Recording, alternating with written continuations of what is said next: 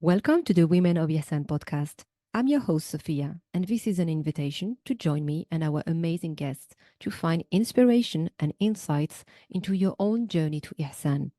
If you ever feel overwhelmed or confused along the way, I'm also here to support you so you can tackle your challenges with confidence and make progress towards this lofty goal. To find out more about my work, check the episode description and make sure to subscribe.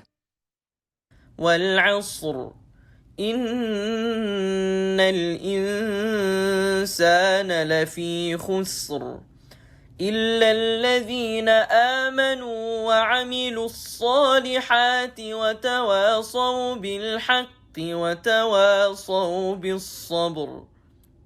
Bismillah wa salat wa salam ala Rasulillah. Welcome to a new episode of the Women of Ihsan podcast. Today, I'm super delighted, super happy to finally have with me Marilyn Rose.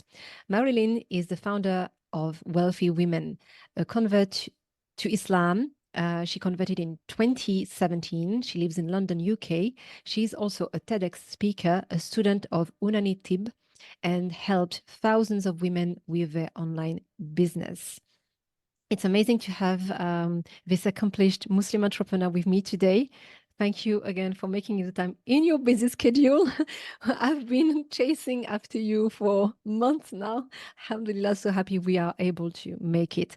Salam alaikum again. Welcome on the podcast, Marilyn. وعليكم السلام ورحمة الله وعليكم السلام ورحمة الله وبركاته. I'm actually so grateful that I had said it this way because I was just looking back at all of the times when I was first new Muslim. My husband has also started embracing more friends who are converts and they're coming into his life. He's just attracting all the converts. And one of his friends will not say salam alaikum because he messes it up every time he says it. And for me, I used to not say so many Islamic words because I was like, I'm going to mess it up. I'm the American girl who speaks so differently from the rest of the world. And even when I used to say Islam and Muslim, they would come out so differently. So alhamdulillah, I think it's a really good start because that is exactly what I remember going through so deeply of just starting off being so afraid to give salams to people because I was like, I'm going to say it so wrong. But alhamdulillah, we started off the podcast exactly that way. Alhamdulillah, it's all good. It's all good. Alhamdulillah. And I mean, it always happens, slips of the tongue.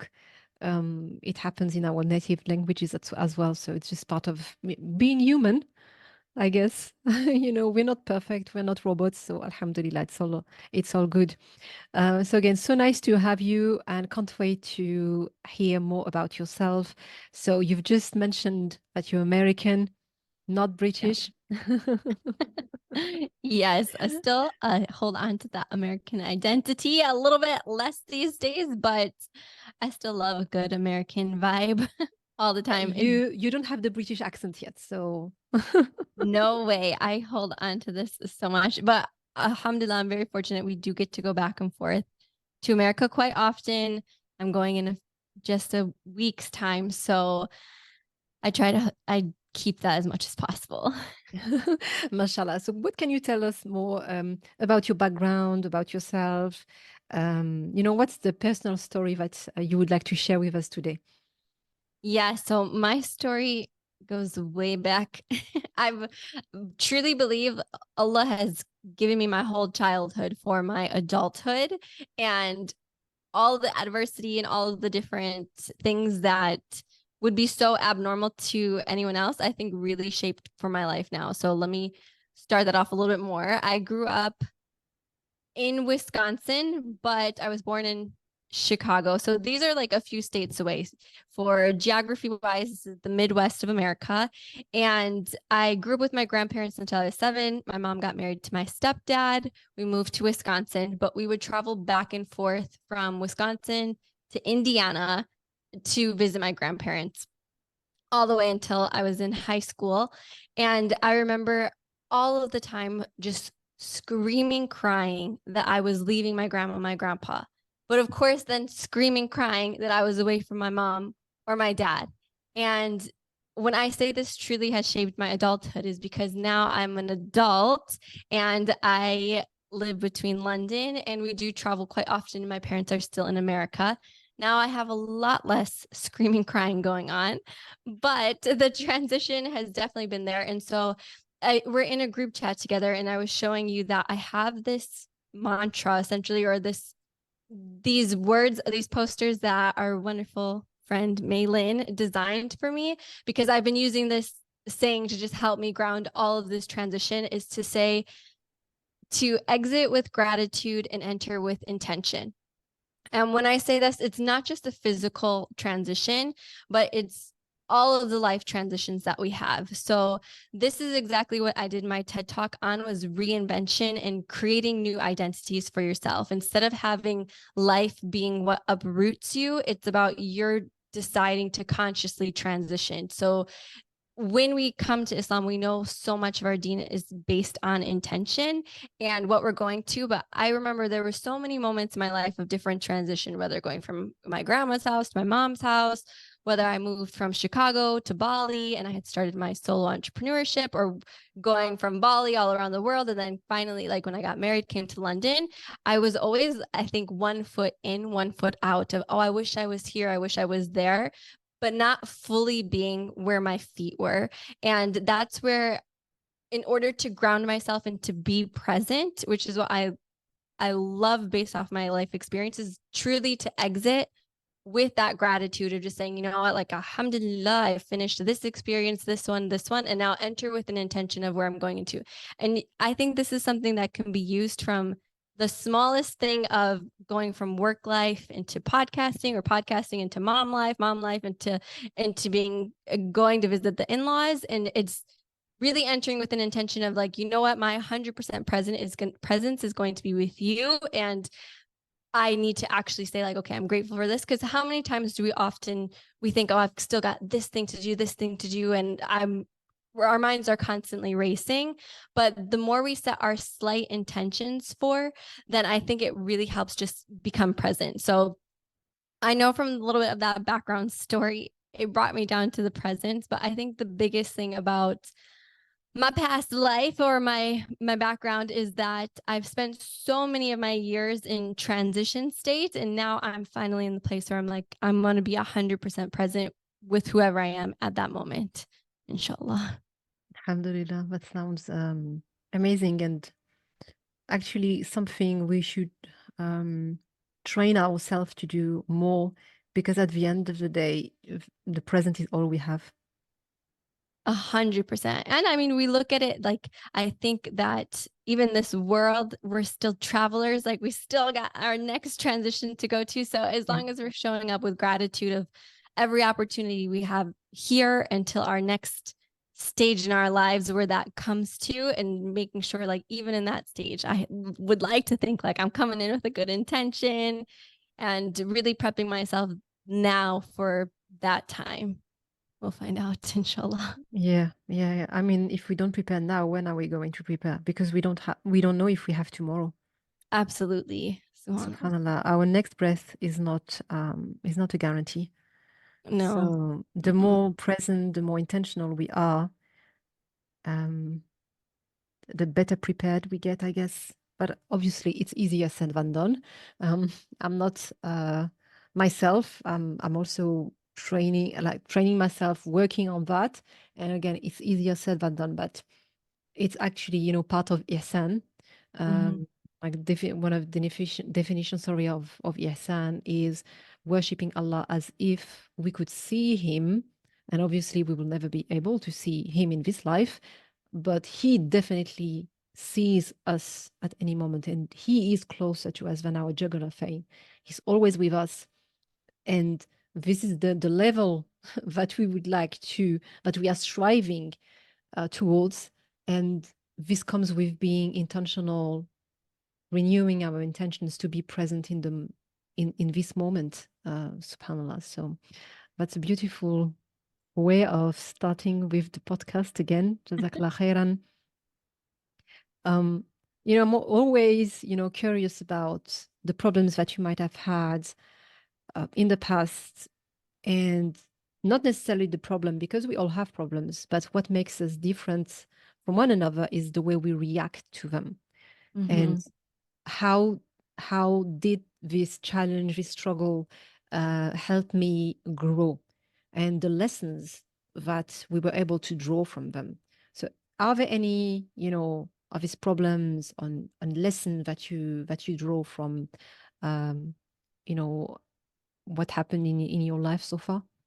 Yeah, of course. So one of my favorite quotes, and I'm not sure if this is an authentic quote, but it's said to be said by Rumi, where it said, "Yesterday I was young and clever, so I wanted to change the world. Now I am older and wiser, and I know to change myself." And I truly believe like this is where I'm at in my life, because I did go when I was way more younger. I thought, okay, I'm going to be here to help change the world. And even before I was Muslim, I always knew I was a helper and I wanted to help people, which is why I thought I was going to go into the medical field. I thought I was going to be the doctor who was constantly helping somebody with a life threatening situation. But going down that route, I knew like the medical path wasn't for me. And I transitioned into like the online space back before people even knew you could work on your laptop. It was pre-pandemic time. So it was 2015 when I first started creating my own course on nutrition, because that's the only background that I had. So I was like, oh, let me create a course on a platform that really like ranked, because they were showing more content creators at that time, before content creating was a thing. So when I first created that course, I had gone down this like influencer route. I had packed my bags up from Chicago, moved to Bali, Indonesia with like just a suitcase, sold up everything that I had. And I was living this picture perfect lifestyle on Instagram, all of the beautifully curated photos, like doing yoga on the beach, have laptop behind like a iced coffee. And I remember just getting floods and floods of comments of people always saying, like, you look so happy. This life looks so amazing. It looks so beautiful. I wish I had that. And nobody knew that deep down I had felt so internally lost. I had felt so empty. I was literally going through the motions. And even though I was creating this course, I had this like freedom lifestyle. I was drinking iced coffees in the most beautiful resorts in Bali. I was still missing something. And at this point, I had no spirituality. Well, I think I was always spiritual, but I had no religion. I had no true like tawakkul. Didn't even know what that was. I wasn't even introduced to the path of Islam at this point in my life yet. If anything, I was like a really naive girl that I thought Islam was ISIS and Muslim was a religion. So I was that typical American, had no idea the beauty of Islam. And when I was in Bali, I was doing yoga 5 times a day. I was like really working out, like making sure I was like trying to be so mindful and present. And even back then, my brand was all about balance, and I would do handstands on like mountains. It was a wild time, but I was still missing this huge chunk of content in my heart.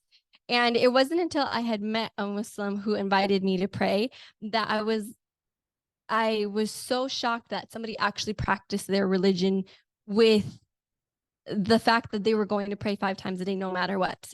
Because I grew up in America we would on Sundays not go to church. We would go to cheerleading competitions, or there'd be football. It was way more secular than anything. It's so in terms, I even remember very clearly, my mom had took me to church and she wanted me to wear a longer skirt, and I still have this skirt, and I said, no, mom, I don't want to be a Jesus freak, like astaghfirullah. Like, I mean, this was literally the back of my head. So I don't know where I got that from, if it was mainstream media or if it was the school kids, but that was a subconscious belief. And it just kind of carried on throughout me, of not 100% being fully into believing in God. And so it wasn't until I had started to work on myself. I went to a Tony Robbins event, and I went to learn about Islam, and I learned about the beauty of it. I actually converted like so quickly, and it was based off of a pure feeling. But from this process of getting to know more about Islam and getting to know more about me, I think with that, hopefully that's makes my character a little bit better. And that's, I think the key thing is that before I want to go change anyone else or like say, don't do this or become a haram police, I'm like, let me just work on myself and let me just figure out, like, at the end of the day, it's going to be Allah looking at me and no one else knows what's going on in your heart other than Allah. So I was like, okay, if the more I can work on this, then hopefully that's going to be its own little sphere of influence rather than me trying to be influential to a community or to the world that sees me on social media. Yeah, definitely. And again, that's a theme that we keep repeating over and over again, that change starts from within, from ourselves. And this is just repeating, paraphrasing what Allah Himself says in the Quran, that He will not change the state of a nation, of a people, until they change what's within themselves. So change starts with me.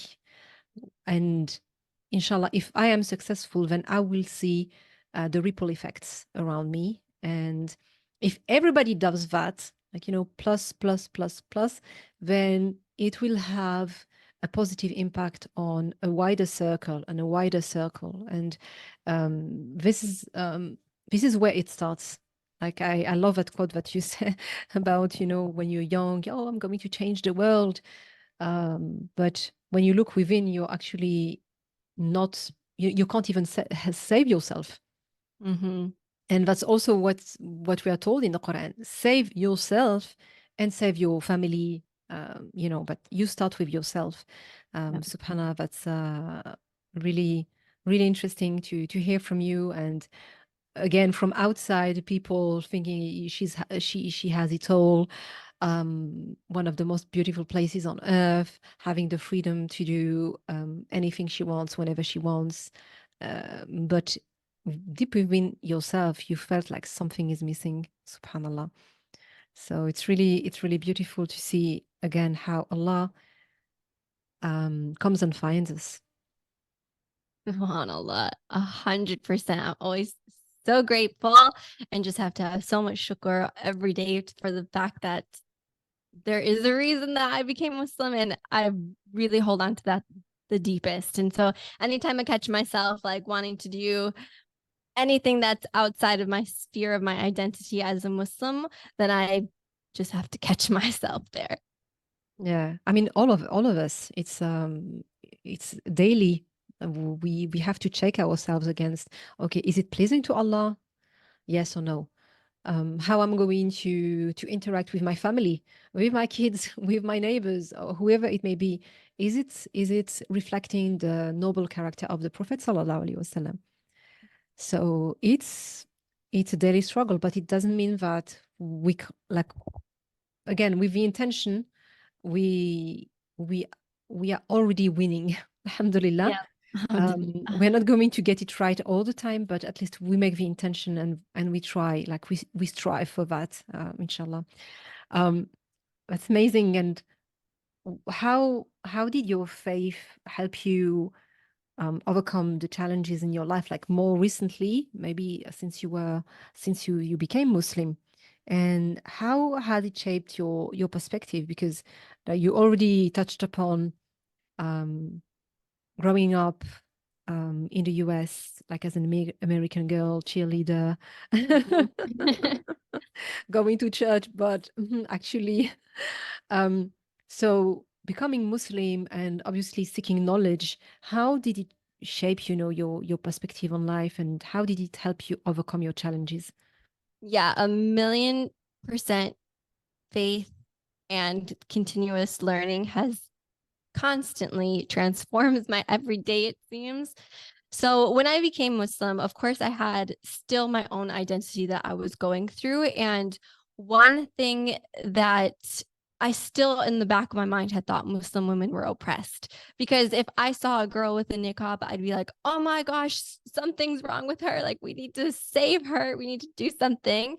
And I had no idea of all of this concepts of my concept of modesty was very skewed.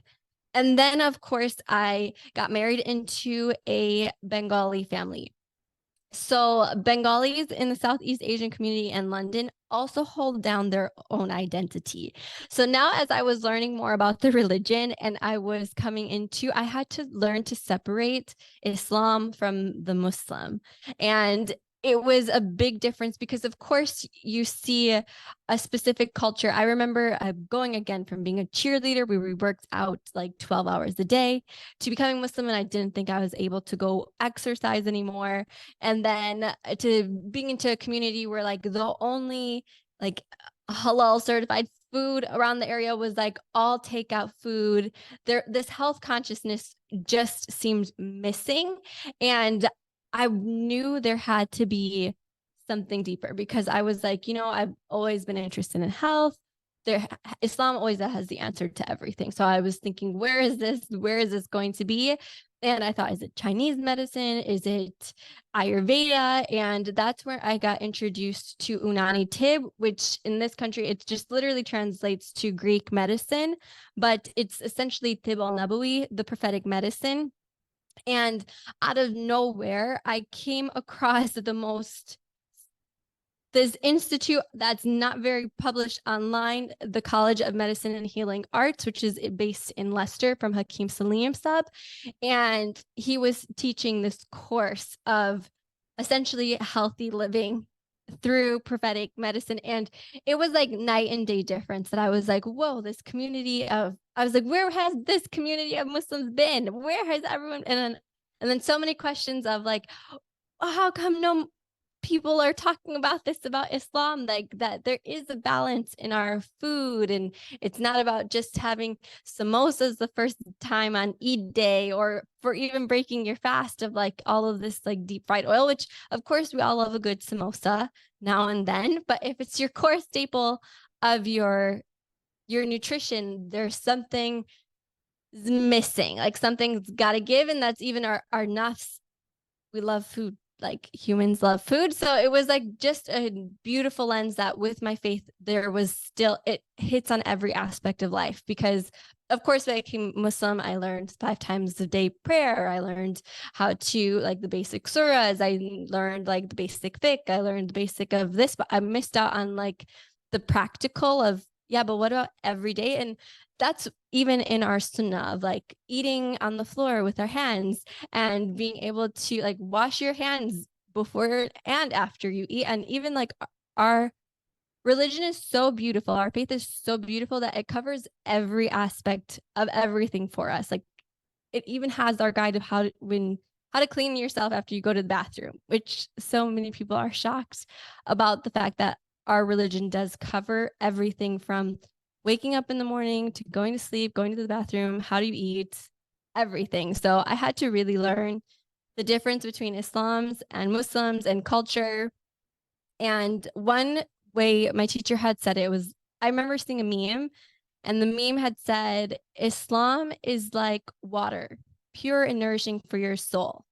Islam with culture is like Coca-Cola, sweet and sugary going down, but damaging to the soul. And then my teacher rephrased that for me in an even beautiful way, where she said, Islam embraces all culture as long as it fits in a vase. So we can have all of these different flowers that are coming into the vase as long as nothing's cracking the vase open, or like the roots aren't pulling out of that. And so that just helps me ground myself to see like, we can embrace so many different cultures, and there are so many things that are like, we get to know one another so that we can learn each other. And I think seeing that again through the lens of Islam, just having a constant Islamic filter rather than having a just like a one lens layer of seeing things, that's just helps me again take a chill pill and just really enjoy just being present and just being able to love my religion a little bit more, and just also enjoy life without feeling so this is right, this is wrong, this has to be this way, this has to be that way, but again, everything out of balance. Alhamdulillah, mashallah. Hey, you were talking about some kind of misconceptions, more specifically, like for instance, how am I going to exercise? Like Muslim women, they can't exercise, and you were into, you know, fitness and working out a lot. How did you, like, were there other misconceptions or limiting belief that you had before, you know, getting this knowledge or awareness, and how did you overcome these limiting beliefs? You know, Yeah, was there it were something so many. progressive, or, you know, how was it by seeking knowledge? How did it happen for you? Yeah, so there were so many limiting beliefs. Like, of course, one was the biggest was like fitness, because I didn't see a lot of the ladies working out, and I just didn't see so many girls at the gym. And back then, when I became Muslim, like now, mashallah, there are so many more cute, athletic, modest clothes. But then I was wearing like oversized hoodies. It looked so uncomfortable. And this is again coming from someone who lived in a sports bra and shorts. Like that was a big change to being like fully sweating in like a huge oversized sweatpants and sweatshirt. And I was thinking, this is the only thing. And I was like, no wonder no one's working out, or like going to a gym, or to being having that social aspect of other fit ladies. I think is a big part of what I love with like the fitness community, is that you do have your girls. And I think one thing when it came into the limiting beliefs of things, which is why I had started to work with women anyways, was because I used to think that I was a guy's girl. Like anytime you were hanging out with the guys, like if they had an issue with something, they're over in a second, and then it's smooth sailing, your friends. Whereas girls, it might have had drama that would carry on for weeks of like, oh, she said my top wasn't cute, and now it's gone into like so many other ladies saying this. And I was thinking, what has happened? So that limiting belief of also thinking that, again, I had thought, oh my gosh, where am I going to get these like healthy relationships with like the girls? And this is why I truly believe that when the woman has her personal development and she has her deen, she will overcome everything. And I do think, of course, the woman is the one who raises the family and influences them a little bit more. So imagine her mindset is more beautiful and more kind. And that kind of conversation, when you're speaking with friends, and it's not based off of gossip or trash TV or things that are not beautifying for the soul, but for every relationship, like there's the analogy essentially where flies kind of linger around the poo because it's something that keeps them there. But if you step around it, everyone else, now you become an outsider. But in reality, most of people's mindsets, because of society, of upbringing, is still stuck in the poo. And if you're not allowing yourself to break free from that, to truly use the religion to cleanse that side of us, to purify that, then we want to make sure like we're like nice butterflies instead of the actual flies hanging out there, because the butterflies are going to go into the pollen, they're going to help blossom other flowers rather than being that group of flies hanging out. So I think one limiting belief that I had there was like, where am I going to get the girls who are also in the personal development? And that really helped me with the company that I have with Wealthy Women, is because I really want to always focus on mindset. And I don't think it's always, I think it's a big part of culture and specific cultures where the man's living in, and I know this in the Southeast Asian culture from looking into just the area that we're in, Southeast Asian communities, the men are living a such different life than the sisters in that household. Like the men are going out, coming home whenever they want to, not having to clean up. Their moms are taking care of them. The sisters have to clean up. They're not allowed sleepovers. They're not going out. They're hosting the parties. They're not going to the bathroom, like because they're constantly in service mode. And I think there's a huge difference with being in service, like you can be selfless without being helpless. And I think that's a beautiful boundary that needs to be set, because of course, as also from the identity of the Muslim women that I picked up from different cultures, is that we're constantly serving all the time. And for some people, that means it's really hard to ask for help. And if you don't have your group of girls who are just going to tap in when you need them, then of course it's going to feel, and especially in Western society where everyone's isolated, we're not growing up in tribes anymore. Like if you're serving everyone, serving your family, serving your friends, and you're not eating, like it's not nourishing yourself and it's not taking care of the rest of the community for the long run. So I think that's a huge thing, is making sure to just really differentiate and have healthy boundaries as a woman, even going throughout time, of just really making sure, again, even from the fitness side of things, when I had thought, it really came down to just having like healthy boundaries instead of thinking, oh my gosh, it's all or nothing, compared to, okay, well, how can I still do this, but within this scope of how I practice. Amazing. You shared so many things here, and I'm sure it's going to resonate with a lot of the audience listening, inshallah. So jazakallah khairan. So I can also hear that you've been on this journey and really trying to work on yourself, and rather than looking outside everything that's wrong, first looking at yourself. So on top of that, what does it mean for you personally to strive to become this woman of Ihsan? I think a huge part of that for me is, again, doing the best that I can every day, showing up in the scope that I ask myself the question, is what I'm doing pleasing to Allah? Is this something that Allah is going to be happy with? And having a constant balance of hope and fear, so that it, again, allows me to check myself, but also allows me to stay in a positive frame set of looking for just being 1% better each day. It doesn't mean having to be perfect. It doesn't mean having to do everything black and white, but truly doing things with both the religion and both the spirituality together. So I think that's a big thing, is making sure, just, am I constantly improving? Am I doing something that's pleasing to Allah? And am I doing it with the right intentions? Amazing. That's beautiful, and that's already a lot.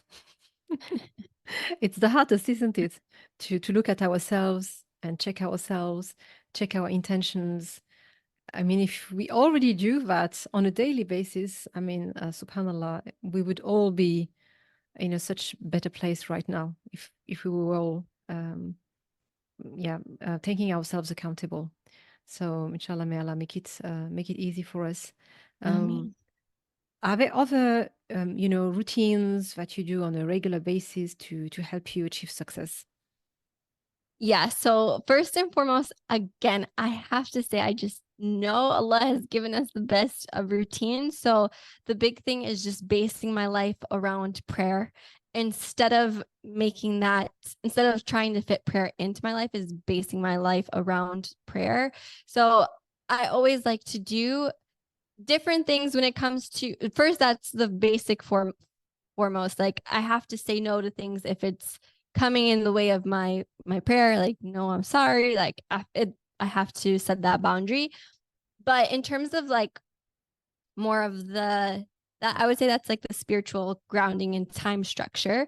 But also when it comes into like wellness side of things, I like to go with the seasons. And so that means changing it up per season. And this is something really interesting about the wellness space, is that most studies and health studies that are done on men or post-menopausal women. And that's missing out on a huge demographic of ladies who are going through their cycle, because everyone has their circadian cycle, but then women also have an extra cycle. And so basing things off of not just my cycle, but also basing it off the fact, if we're in spring season, that means like spring ahead, we've got a different energy compared to truly winding down in winter time. And most of these things that we learned in Tibb is that a lot of the dis-ease, which is dis-ease for ourselves, it comes from not doing the proper things during each season. So it means like not taking that rest during winter. And Western society has people working 9 to 5 all year round, which was not meant for women in general. And of course, it's not meant for the winter season. Like everyone knows, Q4 is in December. And so that's push even harder. But our bodies are telling us to rest. It's why the days have come shorter. It's why that salah time has become more condensed, is so that we can have more nighttime of worship and more time to actually focus on giving our bodies that rest that we need. So I do like to base off of the season. So now that it's spring season, heading into summer, of course, I'm making sure I'm doing my detoxes in terms of like detoxing my liver, just like detox tea. I try so many different things because I think before I can recommend anything to anyone, I have to try it myself. Like I want to make sure that I do things first and see how I experienced it and then see how that goes. So like just recently I've been doing like I call it a keto cleanse. So it's just been to kind of reset my gut in terms of helping get into that summer energy and focus on that. So the habits that I like to do are based on the seasons and of course based on the prayer, which I think Allah already gives us this cycle in both nature and in our salah time. Oh, that's amazing. And I would definitely would like to hear more of that, like what you were talking about the seasons and following this natural cycle of our environment, like the outside environment, but also from within as women, our menstrual cycle. I think, and the nutrition, obviously, what we should be eating in the summer, in the spring, in winter, and so on and so forth. This would be the topic of a podcast just on itself. Maybe in the future, 100%. if that's something you would like to talk about, inshallah, why not do like go deeper and just squeeze your juice?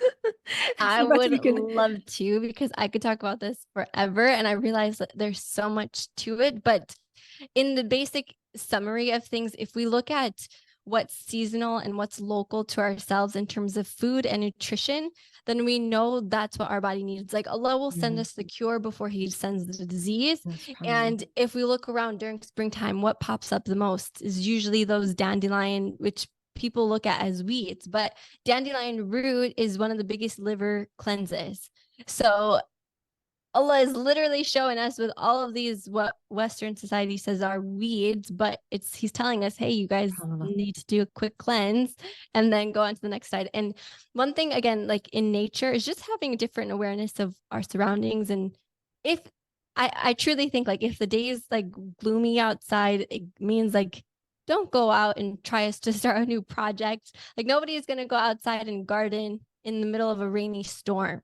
Most likely you're going to take a little bit of rest, hopefully, if you can. And so this is where I think that if we just tap more into our innate wisdom, and women, we have innate wisdom. We've got ancestral wisdom as well. Like all of the stories that our moms told us and our grandmas told us, there's beauty in it. And it's really looking at it with, okay, there's actually something deeper to it. So like one thing with Mexicans is that before, again, Western societies come and everything processed and filled with so much chemical sugar. But one of the things that women used to do during your menstrual cycle would bring the ladies together and essentially have like cacao, which would be like the fresh cacao and with cinnamon and cloves. And they're all these warming temperament drink, and the women would drink this so it would ease cramps, it would ease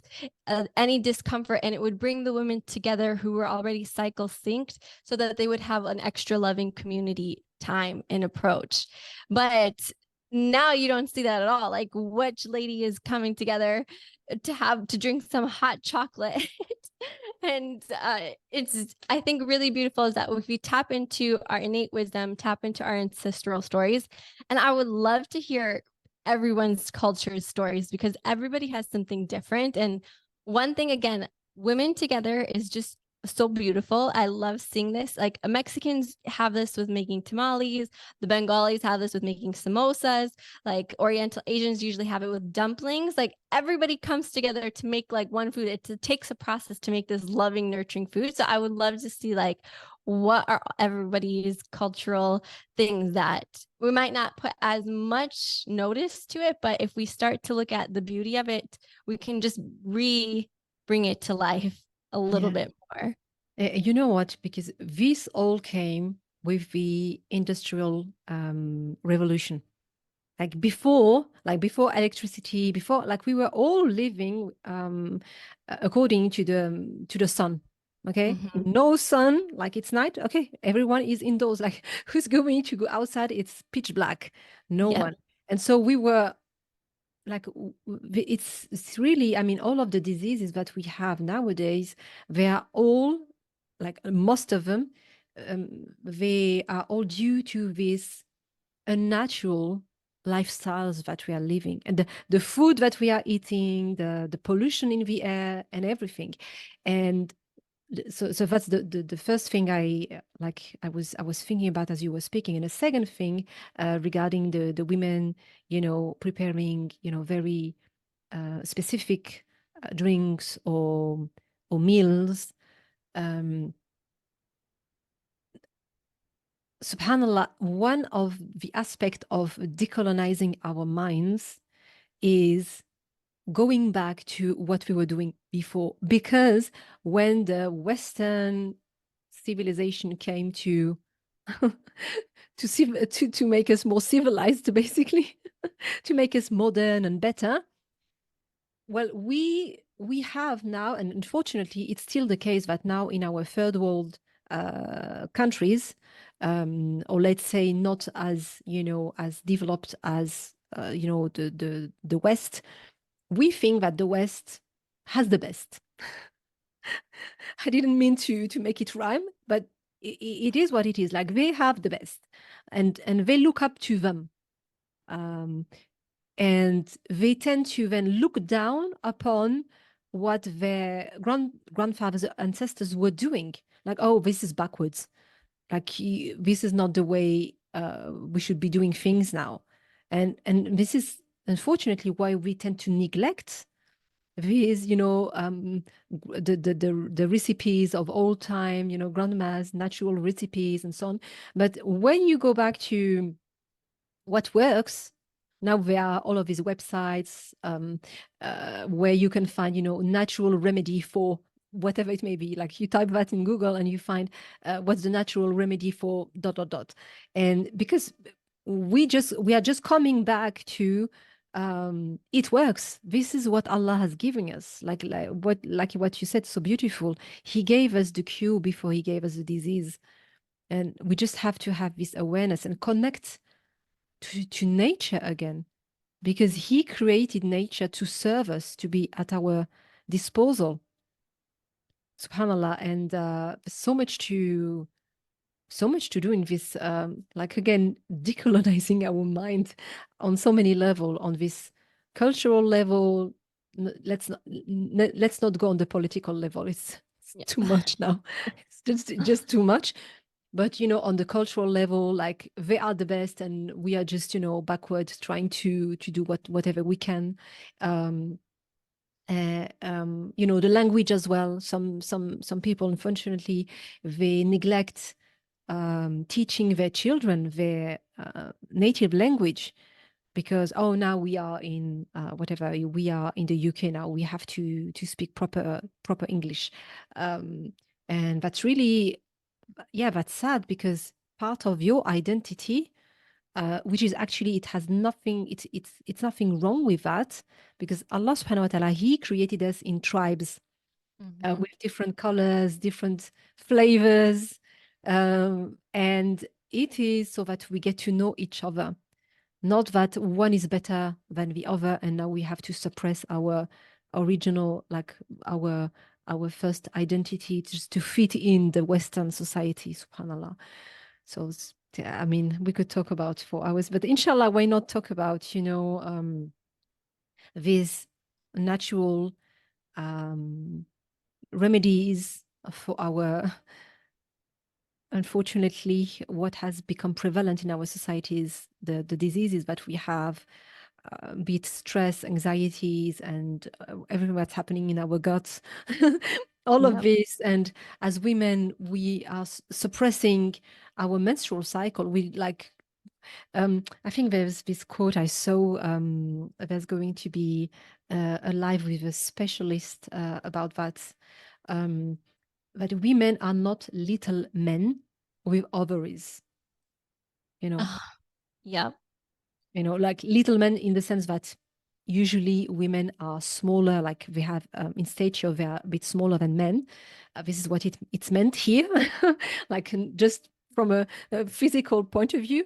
And no, it has a purpose as well. We have the womb. 100%. I think one of the best quotes I remember is saying, like, when did we ever make this switch thinking that man was the superior, that women had to compare to man?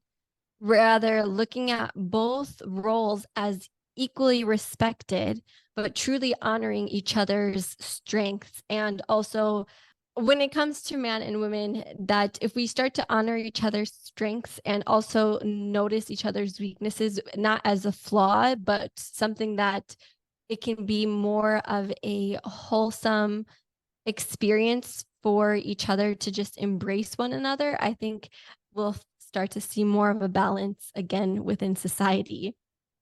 Yeah. We are here to complement each other. Yes, that's the word. Not to Compliment. not to compete with each other who's the best. No, we are in the sight of Allah subhanahu wa ta'ala. He looks at our heart, the taqwa in our heart. He's the only one who knows. And that's it. Whether you're a man or a woman, young, old, black, white, whatever ethnicity you're coming from, no one is better than the other except for what it is in the heart. And only Allah knows what's in the heart. So that settles it for us, actually. But yeah, alhamdulillah. But definitely we could do something about that, because I think it's also important to revive these sciences, which are sciences, the prophetic medicine, science of temperament. Not everybody is the same. I listened to one of his lecture, and I mean, it's really fascinating. And some food might be good for you, but not for me, because we know the same temperament. Yeah. And then again, if it's the summer, it might do me some good, but if it's the winter, not really. And depending on what time of the menstrual cycle, I mean, also things that we need to consider. But this has all been taken away from us, subhanallah.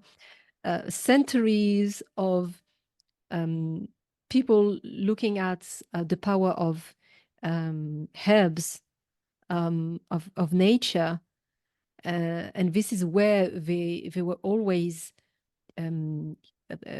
making the medicine from And this nature. is something that's always so crazy, because if you look at prescriptions, all prescriptions are synthetic of the natural treatment, of the natural flower, herb, remedy that was common, a prescription that you get Which from the was for free. pharmacy.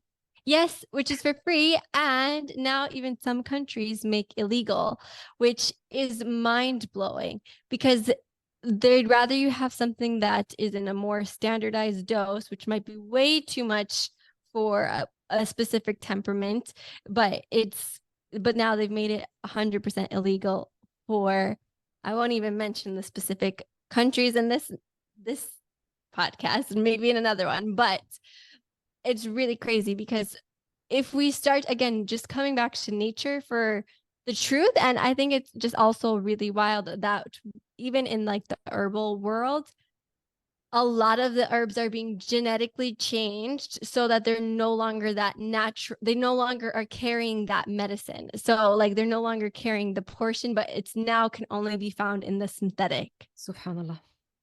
Subhanallah is really wild. The whole industry is very crazy. But as long as we're, again, of course, to have that tawakkul on Allah, like the main thing is like nothing happens without his will. Yeah. Nothing happens without him overseeing everything. So at the end of the day, a Muslim never loses. There's always, when you believe in Allah and you have that trust, you're always on that winning side. So again, even if we sometimes can speak about these things and it might cause like this doom and gloom, if we continue to go back to Allah and we know, okay, Allah's got our back, like Allah's looking out for Of us, course.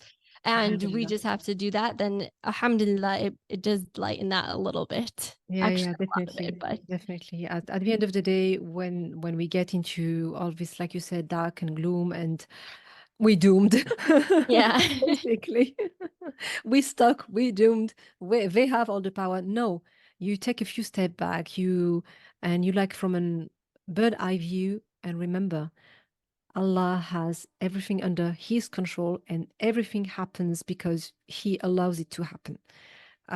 From His wisdom and and alhamdulillah, la hawla wa la quwwata illa billah al-ali al-azim. He is in control over everything, and everything happens for a reason. So alhamdulillah, that's right. We need to, after saying all of this, we need to remind ourselves of that, mashallah.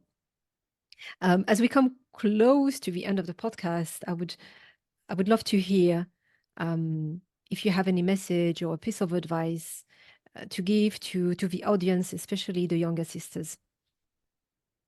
I would say, very summarizing of what we were speaking about, is do invest in working in yourself in terms of understanding your temperament, understanding your cycles, understanding where you are in your life cycle as well, and really give yourself that permission to allow grace to show up in your life. Because again, I think so many women show up with so much wanting to be those overachievers. If you are like me, you're always wanting to do the most, and you're always wanting to compete, and you're always wanting to be at the best. And while women, we can do it all, we don't have to do it all, but we get to do the things that really light us up.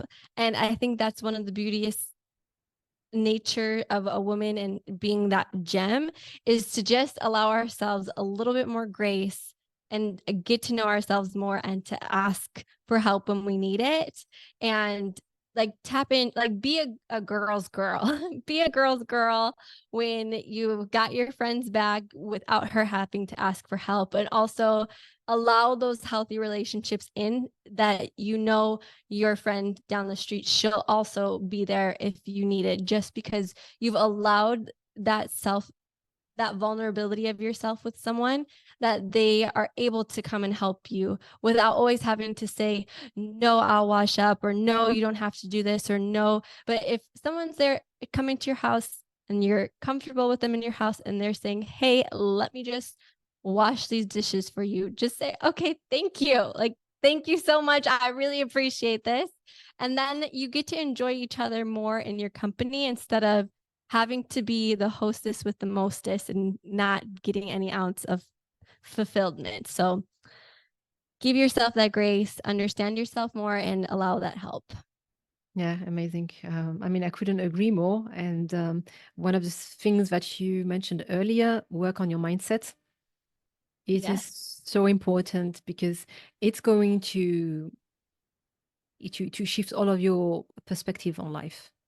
To do that, subhanallah. And I guess, unfortunately, some women, they have some bad experience with other women, and I think this could be also a topic for a whole episode of 2 hours at least. Why is that, like that, this competition between women, which can be very toxic, and at the end of the day, you don't want that, and you can't trust anyone anymore. But actually, if you go back to our faith, and this is what we are all about here, we are about like following our deen, following in the footsteps of the Prophet sallallahu alaihi wasallam and the people around him, his household, his companions radiallahu anhum, being a community. Islam is about being together. Surah Al-Fatiha, that we recite so many times in the day, it is in the plural form, not guide me, guide us. Mm-hmm. it is a collective effort. So try to find your tribe of like-minded sisters, where you find like you feel safe and comfortable, that you can trust and open up with, and you lift each other up. It's so important to have good company, people who remind you of what's important, um, not going into like one of the things you mentioned as well, the gossip and the trash, and um, the things which are detrimental for ourselves. So really trying to find good friends, even if they're just a few, but just enough that you can lean on them and help each other. The sisterhood is so important, subhanallah. So really trying to find that, and I love what you've been saying, being a girls. But it's 100%. true. When we get together, subhanallah, we can do so many beautiful things.